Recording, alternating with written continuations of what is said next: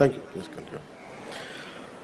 అలాగే ముఖ్యంగా మన టీచర్స్ రత్నకుమారి గారు మాట్లాడుతున్న, చాలా రత్నజ్యోతి గారు మాట్లాడుతున్న, మిగతా టీచర్స్ అందరితో మాట్లాడుతూ ఉంటే ఒకసారి టీచర్స్ని చూస్తే నాకు చాలా బాధ వేస్తుంది. ఇంట్లో ఇద్దరు పిల్లలు ఉంటే తల్లిదండ్రులు మా ఇంట్లో చూస్తున్నాను కదా, పిల్లల్ని స్కూల్కి పంపించేస్తే కొంచెంసేపు మాకు ఇంట్లో ఫ్రెష్గా కూర్చోవచ్చని చెప్పి తల్లిదండ్రులు అనుకుంటూ ఉంటారు. అలాంటి ప్రతి తల్లిదండ్రులు వదిలేసిన బిడ్డని టీచర్ చూసుకోవాలంటే టీచర్కి వెళ్ళాలి. వాళ్ళ ఇంట్లో బిడ్డలను అక్కడ వదిలేసి ఇక్కడ కూర్చొని వీళ్ళ అరుపులు, వీళ్ళ కేకలు, ఒక్కళ్ళు కాదు ఇద్దరు కాదు, కనీసం క్లాస్ రూమ్కి 30 మంది ఎంతోమంది ఉంటారు, వీళ్ళందరూ అరుపులు కేకలు పట్టించుకోవాలి, అలసిపోతారు.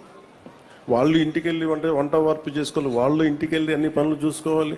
దాంతోపాటుగా చదువు నేర్పించాలంటే ముఖ్యంగా విద్యార్థులకు చెప్తాను, మన టీచర్లకి ఒకసారి విసుక్కుంటారు మనల్ని. అవసరమైతే ఒక చిన్న విసుగ్గా ఒక చిన్న దెబ్బ వేస్తాను. మనం అసలు వాళ్ళ చేత దెబ్బ కొట్టించుకోకుండా మనం కనుక ఉంటే మన వాళ్ళకి కూడా మన బరువు తగ్గించిన వాళ్ళం. అందుకని టీచర్స్కి ప్రత్యేకించి మనం విద్యార్థులకి మీరు ఆ గౌరవం ఇవ్వడం నేర్చుకోండి. అది మనం చాలా చాలా అవసరం. మనం జీవితంలో పైకి రావాలి అంటే మనకి గురువు దీవెనలు చాలా అవసరం. అలాంటి గురువు దీవెనల్ని మీరందరూ నిండుగా పొందాలని మనస్ఫూర్తిగా కోరుకుంటున్నాను.